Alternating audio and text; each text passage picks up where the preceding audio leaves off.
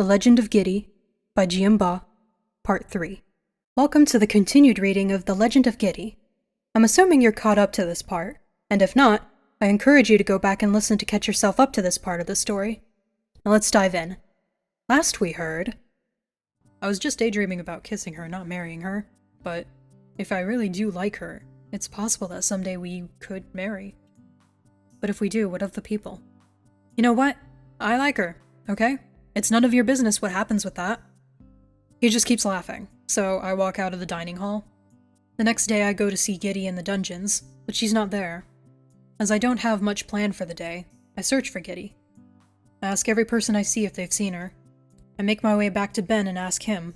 He denies knowing where she is. Despite how untrustworthy he is, somehow he seems to actually not know. I keep running until I have to stop on a balcony and catch my breath. I see parchment lying on a table near me. Maybe it's a note. Maybe Giddie just went out for a bit. I snatch up the parchment. I can feel my face twist in confusion. I flip it over. The other side is blank. There are only splotches of color on the front. Ah, Giddie probably wouldn't use words in a note. There is a green splotch on the paper, and also a brown splotch. Those colors could form a plant. There are some yellow marks on the paper forming a teardrop shape. No, it is not a teardrop. It's a leaf. The yellow leaf forest. I want to follow her into it, but what direction do I go? Maybe the placement of the parchment is a clue. She couldn't have gone outside the front door because of the guards, which means she found a way outside right here. I whirl around to inspect my surroundings. Directly beside the balcony is a pole. My heart lurches when I realize what I have to do. I slowly hop onto the balcony ledge and twist my feet over to the other side. Oh, gods, I whisper. I hold onto the pole as tightly as I can.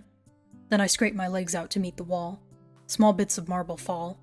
My knees shake. The weight of the earth's gravity yanks on me. There is only this pole and this wall to keep me up, to keep me from collapsing into a heap of princess. I squeak my hand down the pole a couple of inches.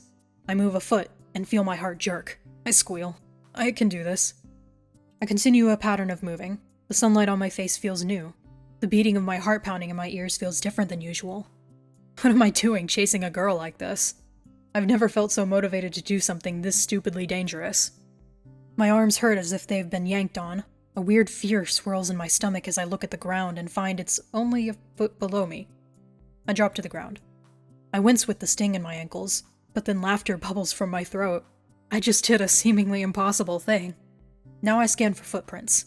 Ah, there they are. I feel swirling bits of color erupt from each one, stronger with each step. I sprint with all my leftover power after Giddie's tracks. The forest gets thicker and thicker. More leaves of yellow and orange cover the tracks. But the actual tracks don't matter anymore. It's the emotional footprint left behind that I follow now. What snaps me back into reality is the stone ramming into my head. I fall to the ground, looking up slowly, small pains exploding inside my neck. I see an oddly shaped wall with something like a gap in it. The gap my body slid into as my head crashed into the stones above it. I test my neck. There's barely any pain now.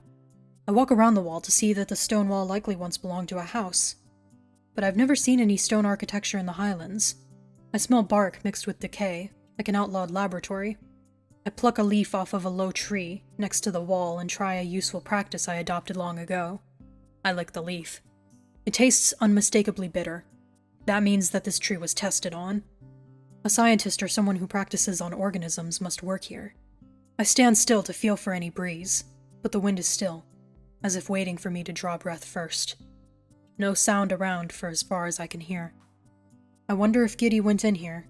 Her footsteps end at a choppy stone door. Yes, she must be there. I don't hear anyone inside. But there is something that I feel. And it isn't my own emotion. It must be Giddie's. Wait? No. I gape at the pain I'm feeling. The pain others felt here. And the pain others are currently feeling here. Voices, feelings, colors, and screams happened here. This isn't just an outlawed scientist's home. This place is a slaughterhouse. Every part of me wants to pull away from the house, but I still shove open the door, shoving all those feelings along with it. I strain to open my eyes and look inside. Strangely, it looks like how I'd picture a home inside a cottage. Old-fashioned, but ordinary. There is a couch, a bed, a table with chairs, bunches of cabinets, and other old ordinary things. Then I see a door embedded into the floor. I can't think of anything but reaching Giddie, even though these morose thoughts and feelings flooding through me make it hard to think. I flip open the latches and swing open the door on the floor with a startling bang. I carefully step down the stairs. Immediately a light sparks on. Now I know that I literally smelled decay earlier. In this large underground room, there are several jars piled on shelves, thick bags littering the floor, and an array of tables with bodies strapped to them. I step by a large open bag. As soon as I see what lies inside, I cover my mouth, forcing back the sour bile creeping up my throat. The remains inside are mostly old, but there appears to be some fresh flesh and bone piled near the bag's edge. Acid keeps climbing up my throat, but I keep it down. My skin shakes, feeling both cold fear and boiling anger in regards to whoever is responsible for this. I focus on the humans who are strapped to the tables. The only commonality I see between them is that they're all young, and they have bloody necks and torsos. I see Giddie lying on a table in the middle of the room. She's staring into space with big black stripes marking her face. I shake her a little. She doesn't respond. I shake her some more. Please, Giddie, wake up. I almost kiss her on the cheek, but she scoots away. She has a violet and black feeling mixed together that sinks into me when her solemn eyes show. I hiss, "We need to leave." Giddie looks scary, with black stripes marking her arms now too.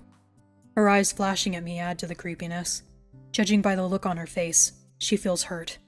I don't know what they did to you, but whatever it is, I'll never let them do it again. We can go back to my castle early. There, I'll protect you. I hold Giddie's shoulders, trying to get her to look at my eyes. She seems to be searching for lies on my face. Still, she doesn't reply. I keep talking. You don't have to tell me about this place if you don't want to, but I know enough to say that you shouldn't be here. Giddie's eyes soften. Her stripes begin to fade. I imagine it'll take some time for others to treat you with the respect you deserve, but it'll happen. Please, just come with me. The rest of the stripes on her face fade into her normal pale color. She holds my hand and puffs out her chest, mimicking Ben. Did you hear that dinner conversation? I ask. She nods. Is that why you're here? She nods again, looking at her hands in her lap. Giddie, I meant what I said then, and Ben's just gonna have to deal with it. Everyone can. If I possibly want to be romantically involved with Giddie, I'm prepared to make everyone respect that decision. A breath of pink releases from her slim smile. There's the glimmer in her eyes again. Is someone out down there? A hissing voice asked from above. Is it you, my little girl? Red flares fly from Giddie. The light bulb sparks off, forcing us into darkness. The floor door is still open on the right side of the lengthy room, painting a small portion of the room in light. I hear a few clops and creaking. My heart rams into my ribcage, trying to run away from this body that's too shocked to move. Giddie's feelings of red become frantic. I feel a tug on my dress. Her hand grasps mine. Then we bolt through the room. Wait, she can see sound, can't she? No wonder she can run through this darkness. I try to calm my breaths and release my hesitation. I trust her to guide us out of here. I hear gravel and dirt softly hit the ground. Giddie puts my hand on the wall. When my hand frantically searches for a way out, Giddie pushes my hand back in that spot. She wants me to stay. Scratching comes from Giddie's direction, then a few rays of brightness burst forth. I see her hand beckoning me over. There's a ledge. I struggle to climb on. Fast footsteps approach behind me. Giddie scratches the large hole quickly and pushes through. She reaches out to me with her hand, and I grab it and she pulls. Someone is holding my leg. I shake hard, but the grip is firm on my shoe. My boot slips off, and Giddie pulls me through. Giddie runs without looking back. I run alongside her, but I look back to see a dirty arm feeling around the grass. I limp run with Giddie all the way back to Ben's castle. Giddie and I are dirty and stinky, so I have to come up with a traveling through the forest and fell into a hole kind of story. The guards accept it. After we clean ourselves in my room, I tell Giddie, "You're just going to stay with me this whole time. Don't do anything Ben tells you to anymore, alright?" She nods. Thank you for coming back here for me, by the way. I can't imagine how hard that would be, given what you've already been through here, I say. Her hand rests on mine again. Although it's such a common occurrence now, every time our hands touch, my heart still gives a flutter. Giddie? I reach my hand out for her face, not sure how to ask. I've never asked anyone before. She rests her head in my hand. Her face is so soft. My finger rubs over the edge of a brown splotch on her face, taking in how beautiful the individual pattern is. She grins and points at her mouth. My heart pounds in my head. I nod and lean forward. So does she. Her lips are warm against mine. A burst of pink blossoms around us as my hand cups her short hair. Her arms wrap around my back, desperately holding on to me.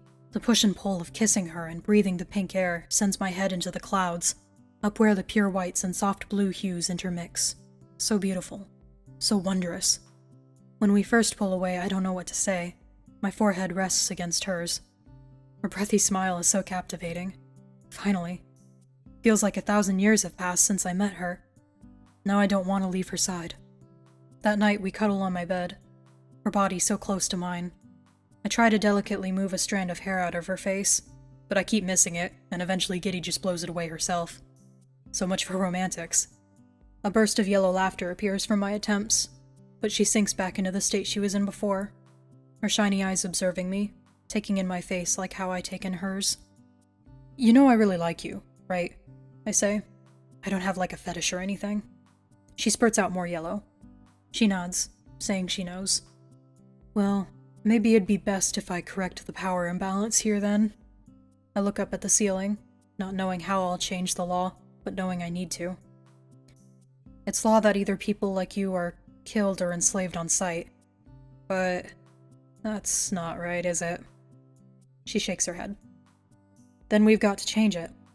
We need to prove to everyone that you're human too. And then we can get everyone to respect a change of the Highland laws. She grins and snuggles closer to me. I wrap my arms around her back, grasping for the warmth she continues to emit. The next day I return to my usual schedule. This time, Giddie doesn't leave my side. Strangely, Ben only gives side glances to her, never acknowledging her. I'll take it though. The last days spent at his castle are mostly taken up by talking about problems faced in the kingdoms. Honestly, most of the time I'm daydreaming about Giddie. But when someone mentions something about the malformed human maker, I sit up and listen. The experimentalist kidnaps humans, making them this way. The speaker is one of the councilmen from Ben's castle. This person must be stopped. The malformed humans are created by this one man?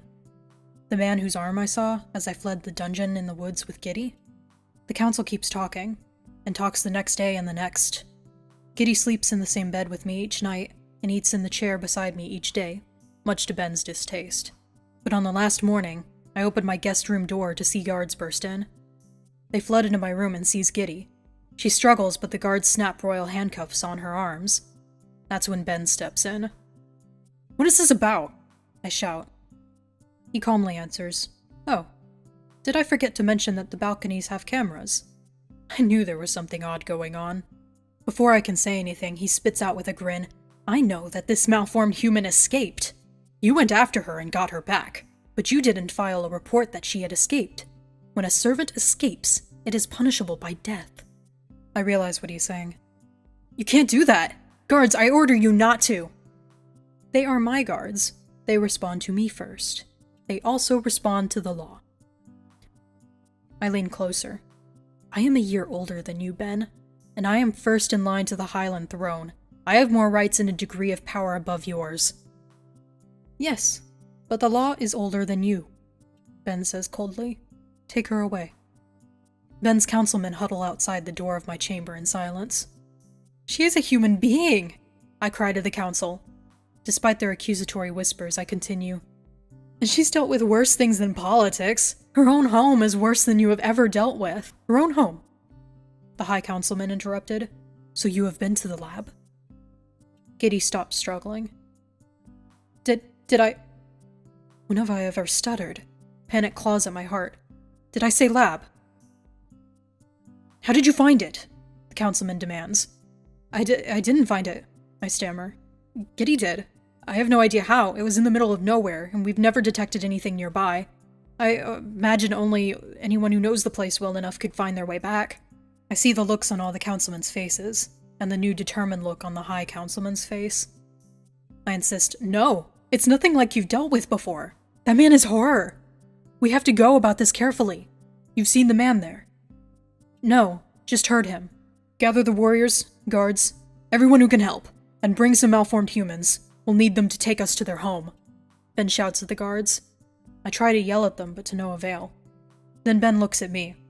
He tells the guards something inaudible. And then I feel something jutting into my skin, locking my arms. Then Ben uses his arm to hit the side of my head. I fall to the ground. I try to claw to reality, but my eyes close. Can't wait to know what happens next? Click on the link in the description and you can read The Legend of Giddie in its entirety. Or if you prefer the spoken version, stay tuned for the next part.